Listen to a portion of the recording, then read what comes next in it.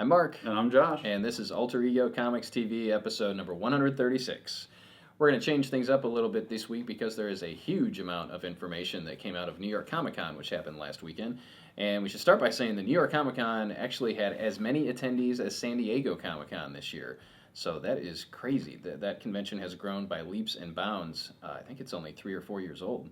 But I'm putting it on my calendar for next year. I'm hoping. So, which means you have to stay here. Sorry. So, someone needs to be here to run the store. I'll live tweet from the counter at the store. Yes, that's a good idea. So, huge crowds, major comic publisher presence, a little less on the Hollywood side, but they still had the entire cast of The Walking Dead. They had Sylvester Stallone. They had. Is he in The Walking Dead? I don't know. He did a dramatic reading from Judge Dredd. No.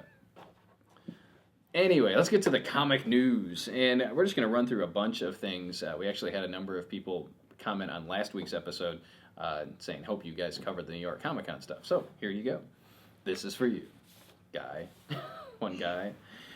Let's start with Marvel, because they are going to take up the lion's share of this. Okay, we need to get this out of the way first. Marvel has realized that the best way for them to sell comics is to relaunch a book every 2 to 3 years.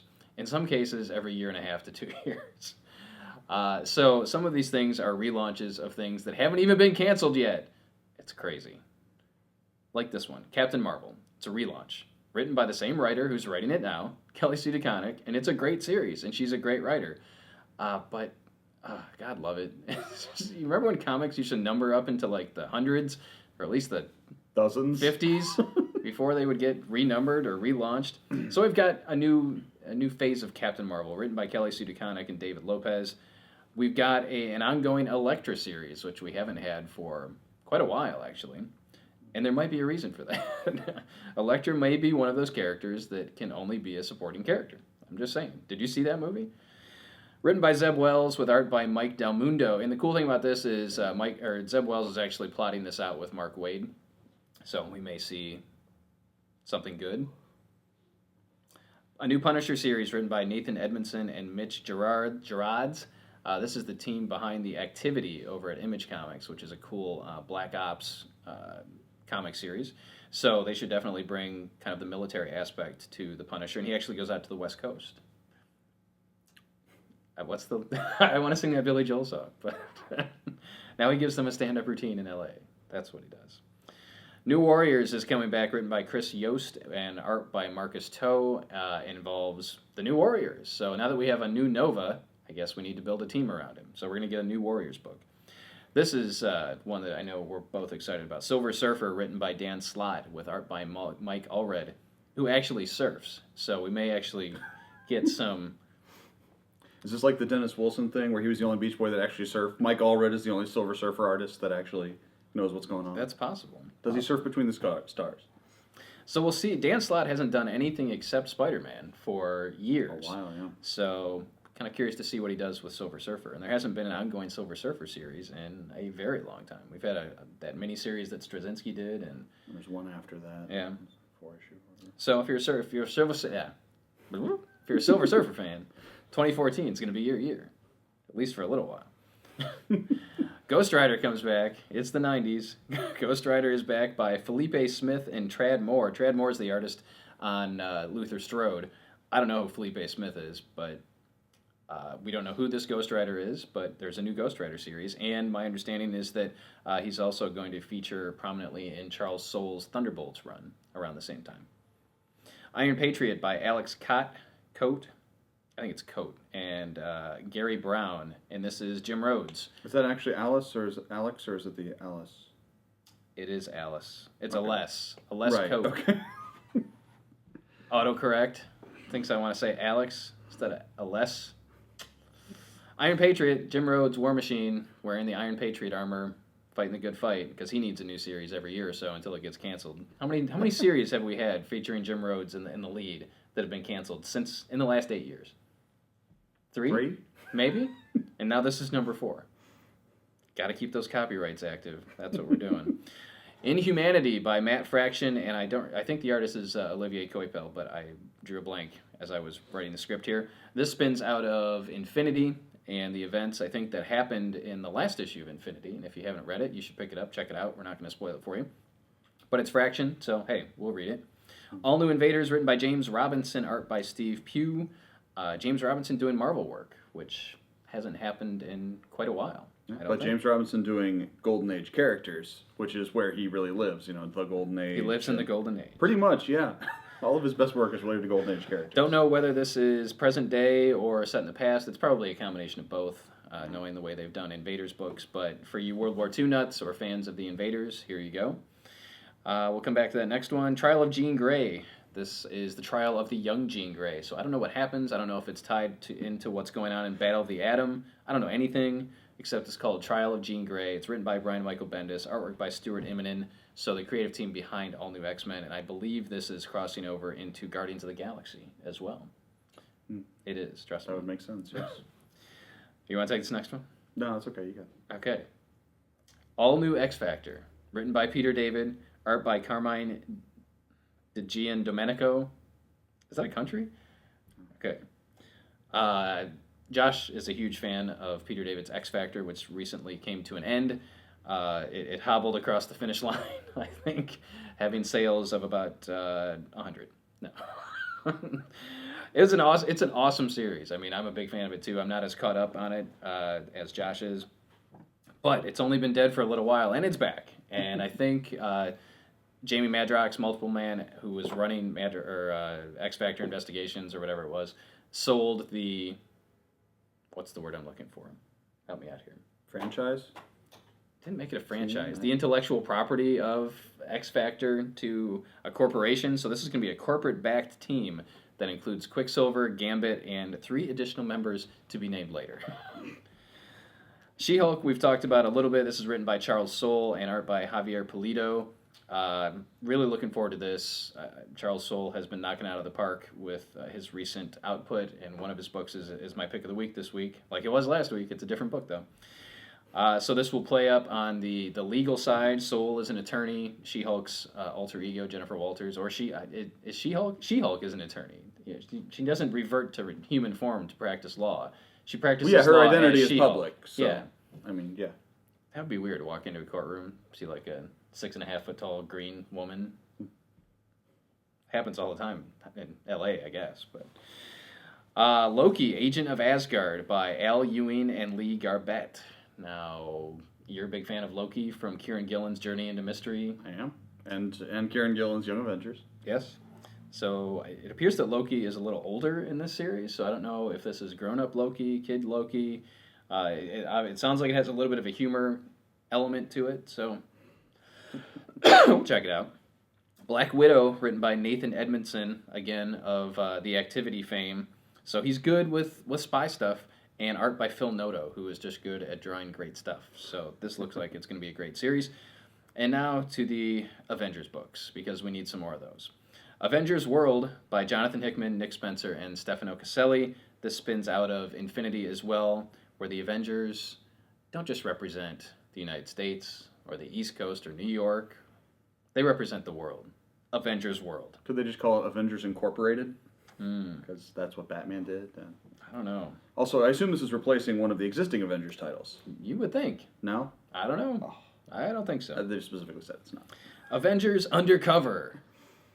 V.I. Warshawski. I don't know why I just said that, but you remember that? You know, you're too young to remember that movie. Kathleen Turner. Spy movie. No. Kathleen Turner Overdrive? She's Shut up. This is our best episode ever. Avengers Undercover spins out of Avengers Arena, which I believe is coming to an end.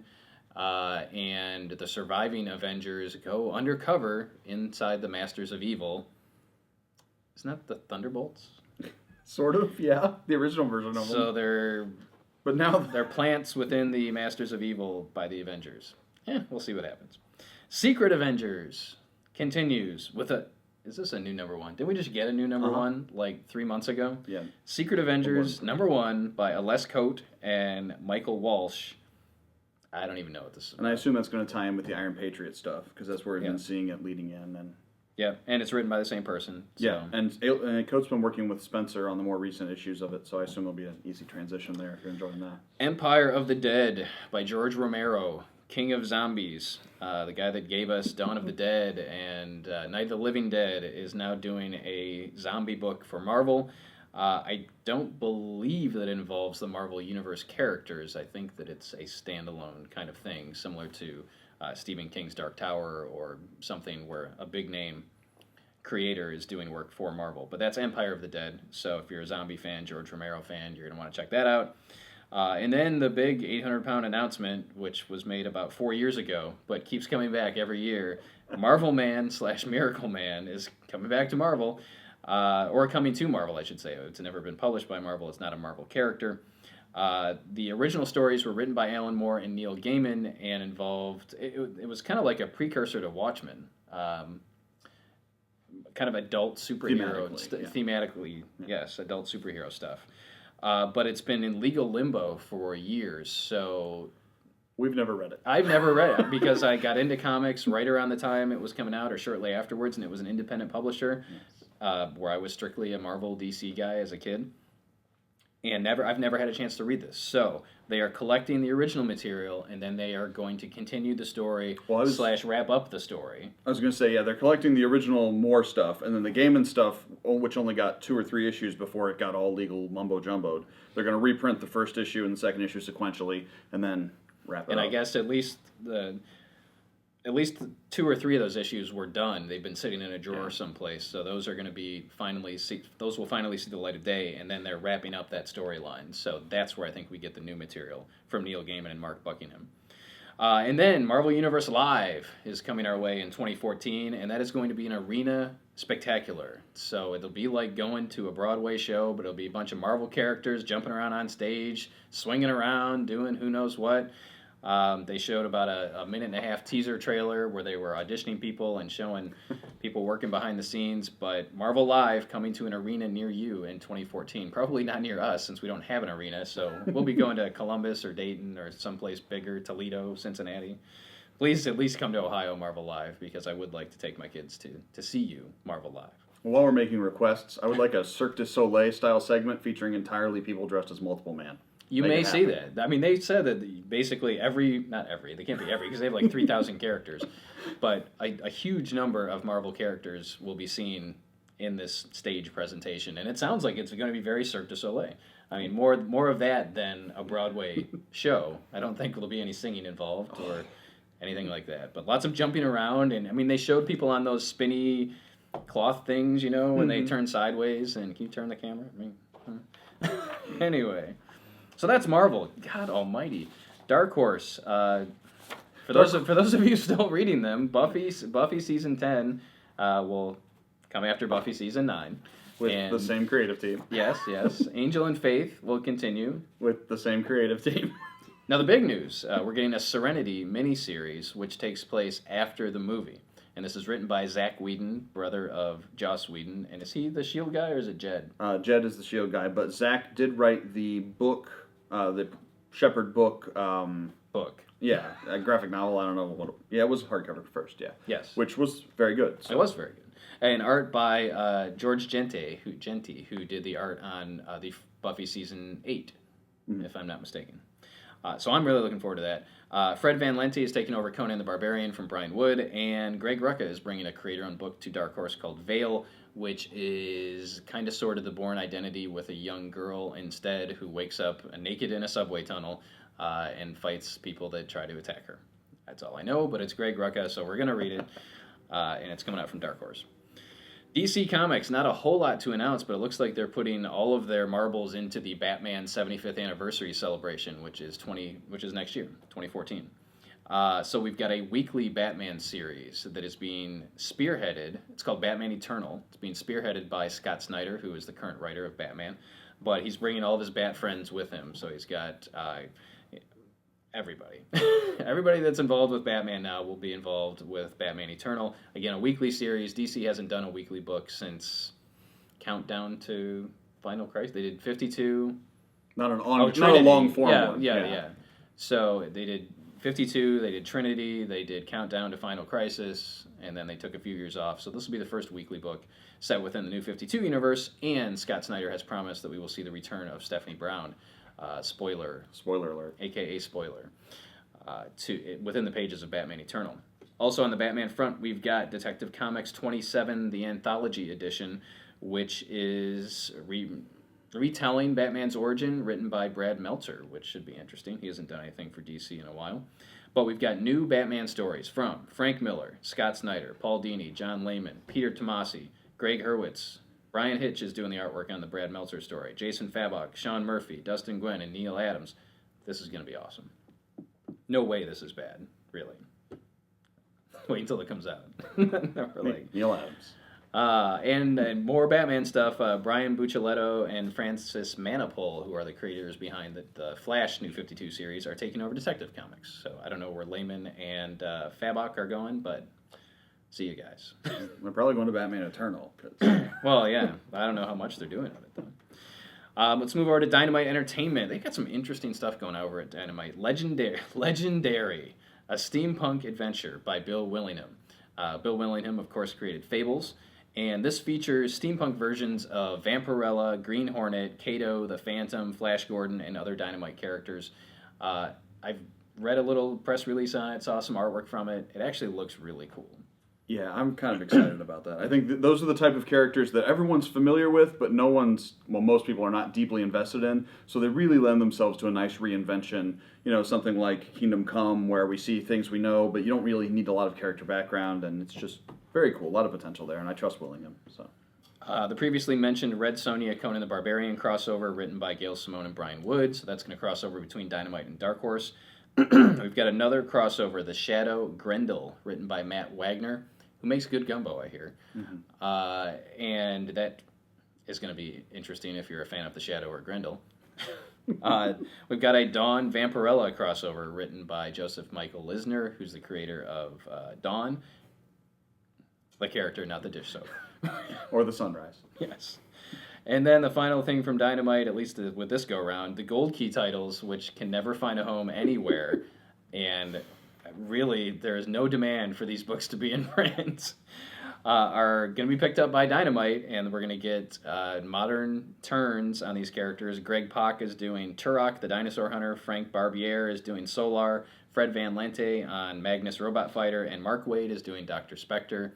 And really, I hope it does well, but these were over at Dark Horse like 3 or 4 years ago and bombed miserably. So I don't know if it was the creators that were involved or the lack of interest in the properties, but good luck, Dynamite. I think you have to respect the history of this, because no matter when you came up in comics, the comic shop always had a box of quarter issues featuring these characters. Maybe they were the 50s Gold Key, maybe they were 90s stuff, but it's sort of a sense of continuity with the past. Although honestly, the creator list is pretty solid. The creator list is very solid. Lente, Pack, Wade, The key point there was a box of quarter issues featuring these characters. No one buys them. IDW, the only big thing, well, we heard a couple big things, but a lot of our local customers don't seem to care about artist editions. Personally, I love them. They're the giant oversized reprints using scan from the original artwork, so they're ginormous. And really is a great way to experience the comics and the artwork. But we've got a Watchmen artist edition with Dave Gibbons art. We've got a Jack Kirby artist edition coming out, and a Charles Schultz, so the Peanuts creator, is doing an artist edition based on his artwork. And then we're getting an ongoing Transformers G.I. Joe series. Traditionally, the old series was popular, so let's milk the heck out of that. They are licensed properties. Yeah. And then last but not least, Image announced a lot of their stuff during their Image Expo back prior to Comic-Con, but a new horror series written by Walking Dead creator Robert Kirkman is coming out called Outcast. This has artwork by Paul Asazida. I don't know how to pronounce your last name. I'm sorry. It is about exorcisms, I guess. So it's Kirkman, exorcisms, horror stuff from Image Comics. You're gonna want to check. Creator of The Walking Dead. Yes. And Invincible. Alrighty, Marvel so that's all the news that's fit to print. That's all the news that's fit to talk about. I'm sure there was stuff that we missed, but leave your comments below if you have any feedback on these items, whether you're excited about them, whether you're not excited about them. Let's try and stay positive, though. We try and stay positive, but sometimes it's tough. I'm telling you. My pick of the week is Letter 44, written by Charles Soule, artwork by someone else. Alberto Albuquerque. There are now at least 3 Albuquerques. involved in comics at this point. And we got a sneak peek of this many weeks ago, courtesy of Charles Soule, and we immediately bumped our numbers on it because it is really good. It is about the letter that the president leaves, the outgoing president leaves the incoming president. So this is the 44th. Is he the 44th or 45th president?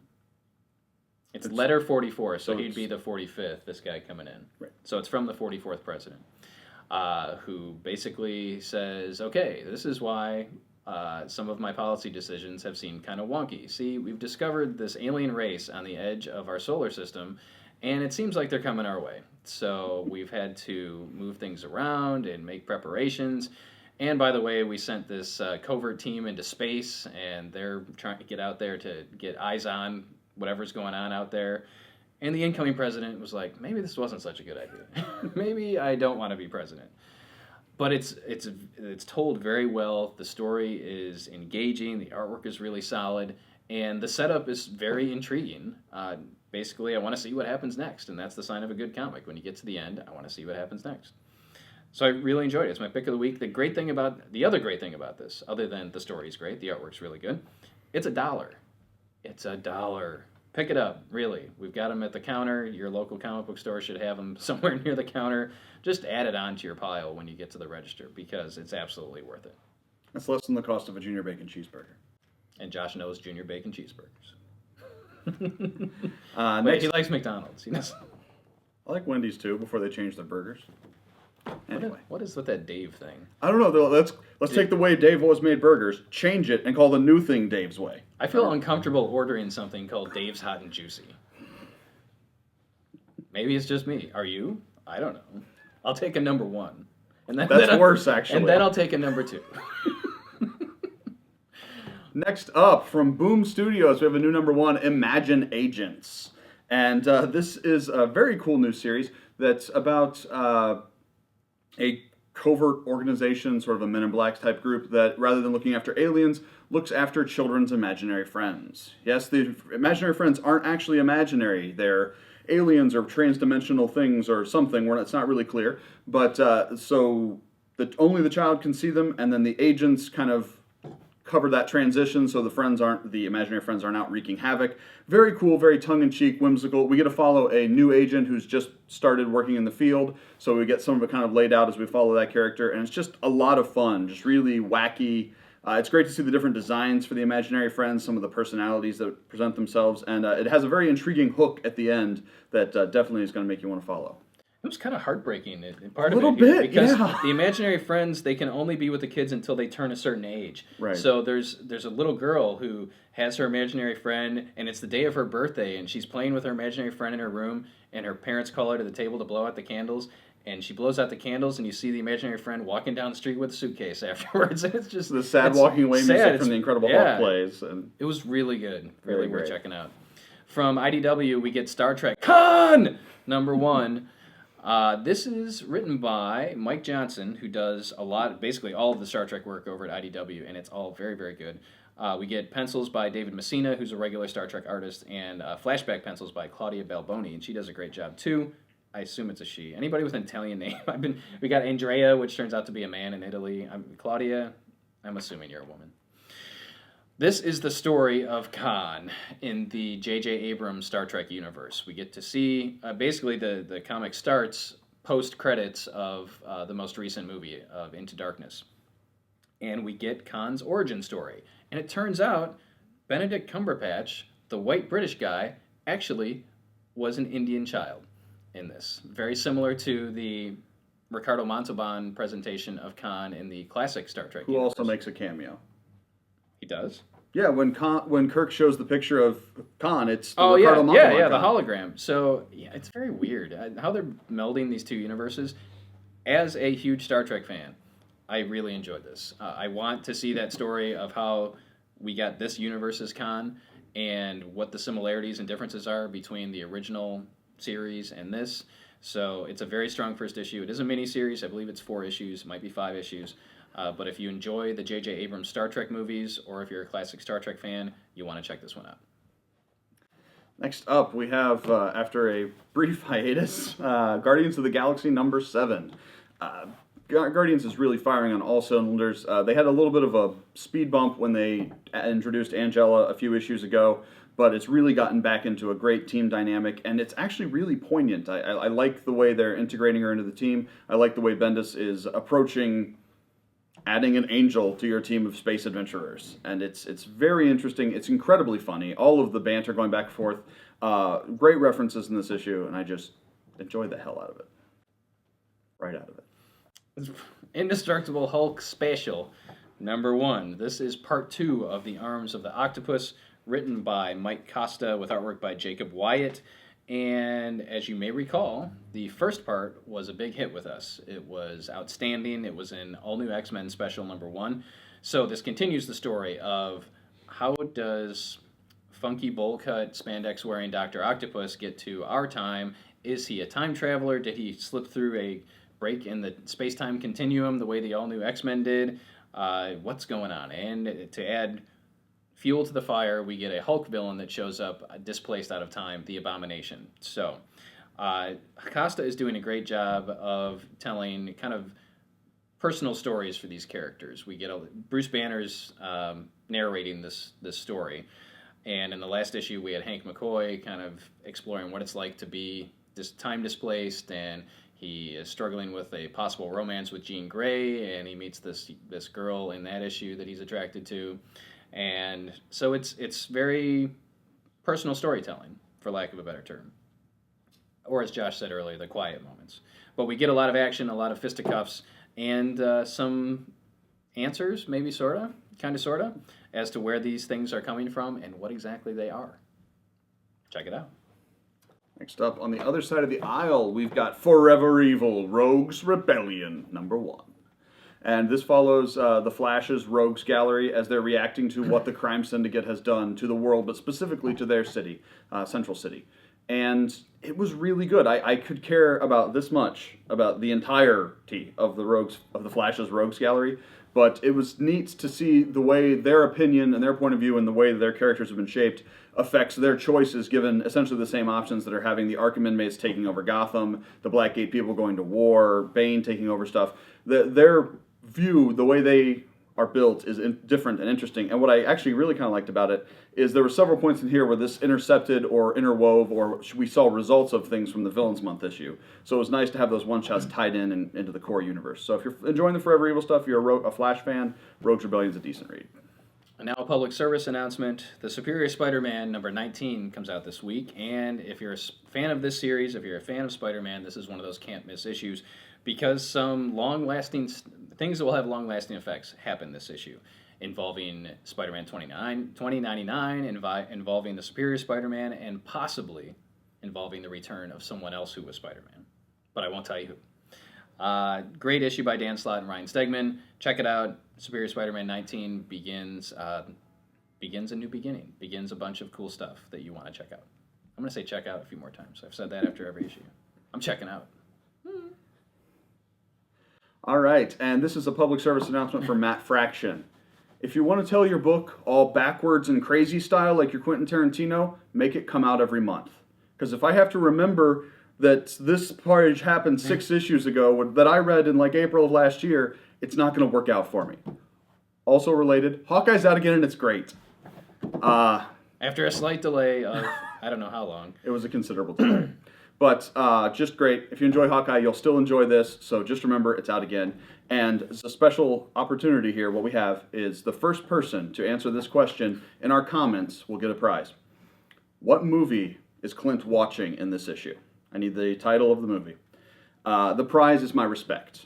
The respect of tell him what the prize is. The respect of Josh does not represent the respect of Alter Ego Comics. It has no monetary value and is non-transferable. I want to see if someone answers that, because I don't know what it is. You didn't know it? No. Sad little man. Anyway. Couple graphic novels to make you aware of. The Joker, Death of the Family. This monstrous hardcover came out this week. $29.99. Features the Joker's reign of terror from the pages of Batman, Batman Detective Comics, Batman and Robin, Batgirl, Suicide Squad, Nightwing, Red Hood and the Outlaws, Teen Titans, and Catwoman. All of those issues that had the Joker mask on them when the Death of the Family came out. At least the first parts, and then the second parts didn't. But there's a whole heaping helping of Joker goodness in this book, and this is going to be the book for Joker fans this holiday season. So come and pick that up. And over at the other side of the aisle, we've got Marvel Zombies Complete Collection Volume 1. Which is how the world works, apparently. Complete doesn't mean what it used to. But it's a very cool collection. We've got a lot of the things that have never been collected and certainly never been collected under the banner. We've got the original Marvel Zombies appearances from Ultimate Fantastic Four. We've got the stuff from Dead Days, the stuff from Mystic Arcana, part of the first series. It's just a honkin' huge trade, and if you're a Marvel Zombies fan, there may be things in here you haven't seen before, so it's definitely worth a look. And if you're a Walking Dead fan, this is written by Robert Kirkman, creator of The Walking Dead. Yes, a large part of it. Yeah. Someone in Marvel's PR department needs to be executed because, well, this Complete Collection Volume 1, we've seen that. That's wrong. But the press release they sent out from Marvel Live this week, or when they made the announcement at New York Comic Con, no one was aware that Marvel Live was going to happen. So in the press release, it actually says, the surprise announcement of the highly anticipated Marvel Live. How do you have a highly anticipated event when no one knows anything about it? Anyway, and kudos to Brian Truitt at USA Today for pointing that out in my Twitter feed. But it was, yeah, that's messed up. These people have college degrees. All right. Next time on Alter Ego Comics TV, we'll be talking about comics. Thanks for watching.